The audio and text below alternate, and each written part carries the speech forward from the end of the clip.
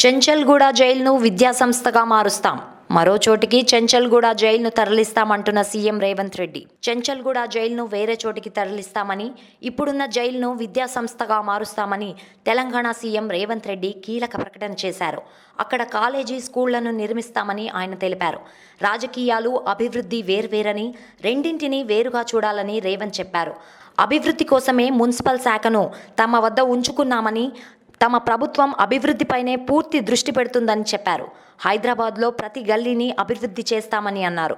2028 నాటికి పాత బస్తీ మెట్రో రైల్ ప్రాజెక్టును పూర్తి చేస్తామని సీఎం తెలిపారు. హైదరాబాద్లో 55 కిలోమీటర్ల మేర ప్రవహిస్తున్న మూసీ పరివాహక ప్రాంతాన్ని అద్భుతంగా అభివృద్ధి చేస్తామన్నారు. తమకు ఎవరిపైనా వ్యక్తిగత కక్షలు లేవని చెప్పారు. అసెంబ్లీలో కేవలం ప్రజా సమస్యలపైనే పోరాడతామని చెప్పారు. పాత బస్తీలో మెట్రో రైల్ శంకుస్థాపన కార్యక్రమంలో పాల్గొన్న రేవంత్ రెడ్డి ఈ మేరకు వ్యాఖ్యానించారు. इसका मतलब उस्मानिया हॉस्पिटल बनाने में जो चंचलगुड़ा में जो जेल है, केजी टू पीजी, जो ये एरिया में जो मिडिल क्लास, जो सैदाबाद, संतोष नगर, मलकपेट, जगह जगह में जो लोग हैं जो पढ़ने के लिए केजी टू पीजी स्कूल के लिए असद साहब ने कहा जरूर वो बनाने के लिए मैं कोशिश करता हूँ। वो जेल वहां से शिफ्ट करके जेल भी अच्छा बना के उसको दूसरे जगह में जगह देके वो जेल बनाने का भी काम ले लेते। वहां पर यहाँ के बच्चों को पढ़े लिखने के लिए हम लोग कोशिश करेंगे। आप लोगों को मालूम है आज टिमरिस में बच्चे पढ़ रहे या नहीं तो डॉक्टर, लॉयर, इंजीनियर माइनॉरिटी के लोग पढ़ रहे।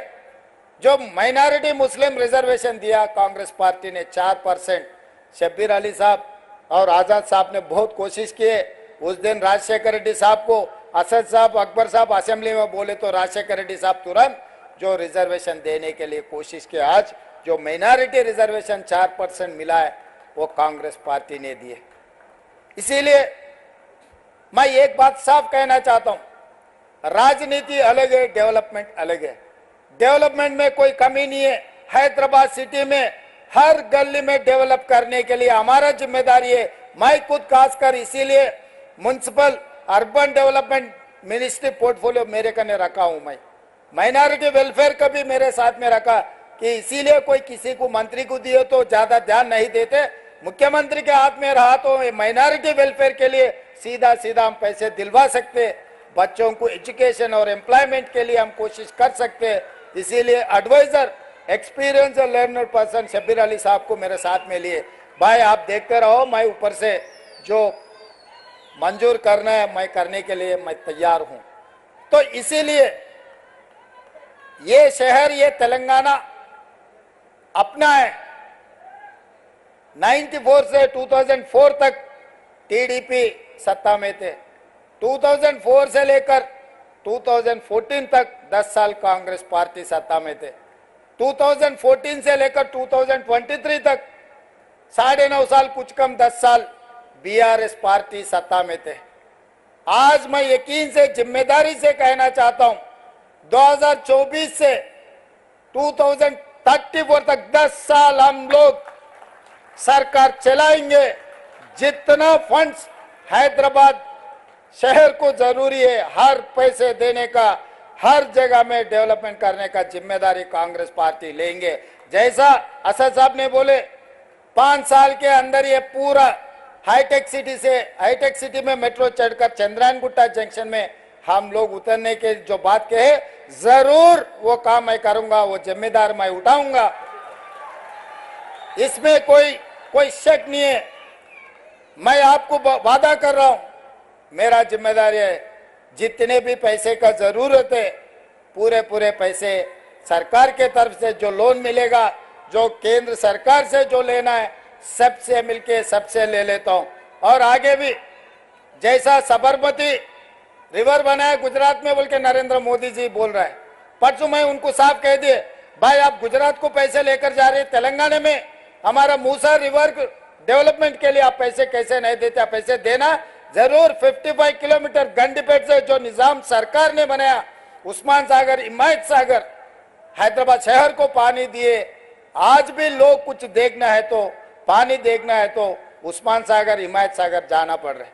निजाम सरकार ने जो बनाया, निजाम सरकार ने बनाया, सो उस्मानिया हॉस्पिटल चल रहे, उस्मानिया यूनिवर्सिटी चल रहे। आलिया कॉलेज चल रहे, निज़ाम कॉलेज चल रहे, निज़ाम आर्थोपेडिक हॉस्पिटल, जजिकाना, नीलोफर हॉस्पिटल, सब सारे निज़ाम सरकार ने जो बनाया, आज भी लोगों को वही निज़ाम सरकार जो किया वही सेवा में हम इस्तेमाल कर रहे। इसीलिए आज भी ये हैदराबाद शहर में जो जितना भी डेवलपमेंट करना, खासकर मैं वादा कर रहा हूं, गंडीपेट से लेकर 55 किलोमीटर जो मूसी रिवर डेवलपमेंट है, हमारे जिम्मेदारी है। पूरा दुनिया में सबसे सुंदर Musi river development, Musi river front बना के हम दिखाएंगे। कोई भी दुनिया में अगर बाहर निकलना है देखने के लिए गए तो हैदराबाद शहर आना, मूसा रिवर फ्रंट देखना है। वो तरीका से हम लोग आगे तरक्की करेंगे और एमआईएम के पूरा उनके साथ मिलके जो हैदराबाद डेवलपमेंट में भाई के साथ में हम मिलके काम करेंगे। हमको जब भी जरूरी पड़े वो आश्वासन दिए। डेवलपमेंट के बारे में हमेशा एमपी साहब से, एमएलए साहब से हमारे चर्चा हो रहे, असेंबली में भी डिस्कशन हो रहे। कभी कभी असेंबली में हम 19-20 कुछ चर्चा भी हो गए, वही वहीं खत्म। मुद्दों पे हम चर्चा करते, कोई पर्सनल दुश्मनी नहीं है, ऐसा कोई बात ऐसा होता ही नहीं जो लोग समझते हैं असेंबली में बोल लिए फिर बाहर अच्छा दोस्ती है। भाई डेवलपमेंट अलग है, राजनीति अलग है, अपोजिशन अलग है, पोजीशन अलग है। अपोजिशन पार्टी कुछ मुद्दे उठाए तो हमें भी जिम्मेदारी याद दिलाए तो हम आगे तरक्की करने के लिए अच्छा है। इसीलिए आज एक अच्छा माहौल बनाए हैदराबाद शहर में, जो मेट्रो के फाउंडेशन स्टोन डालने के लिए हमारे ऑफिसर्स और खासकर एमआईएम एमएलए सब साथ देकर ये अच्छा प्रोग्राम बनाए। आगे भी हम लोग और कुछ फाउंडेशन स्टोन डालना है, डेवलपमेंट करने के लिए हम लोग जो कोशिश कर रहे हैं, आपके साथ जरूरी है। सब मिलके हैदराबाद शहर को, जो ओरिजिनल हैदराबाद है, ये शहर को आगे ले जाने के लिए आपके मदद जरूरी है। हमारे तरफ से जितना मदद देना है, पैसे देना है, डेवलपमेंट करना है, हम वो जिम्मेदारी से काम करेंगे। मैं आप लोगों को इतना ही बोलते, मैं आपको शुक्रिया अदा करते हुए मेरा भाषण यहाँ खत्म कर रहा हूँ। धन्यवाद मित्रों। మరోవైపు ఈ కార్యక్రమంలో పాల్గొన్న ఎంఐఎం అధినేత అసదుద్దీన్ ఓవైసీ మాట్లాడుతూ రేవంత్పై ప్రశంసలు కురిపించారు. ఎంతో కష్టపడి రేవంత్ సీఎం స్థానానికి ఎదిగారని చెప్పారు. రేవంత్ రెడ్డి ప్రభుత్వం 5 ఏళ్లు నిలబడుతుందని, అవసరమైతే తాము అండగా నిలబడతామని అసదుద్దీన్ ఓవైసీ అన్నారు. चीफ मिनिस्टर साहब, आपने डीएससी का ऐलान किया, मैं आपका शुक्रिया अदा करता हूं। उर्दू मीडियम के पोस्ट को अगर आप डी रिज़र्व करेंगे तो इससे जो बच्चे इस डी रिज़र्व अगर नहीं करेंगे तो कई पोस्ट खाली जाएंगे। जो कॉन्स्टिट्यूशनल प्रोविज़न है उसमें रिजर्वेशन करना पड़ता है।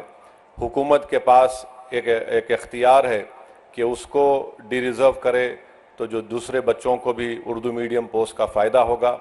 और आज चीफ मिनिस्टर हल्क़ असम्बली कारवान में 20 करोड़ की लागत से एक टेमरिस के स्कूल की बिल्डिंग का भी इफ्तिताह किए।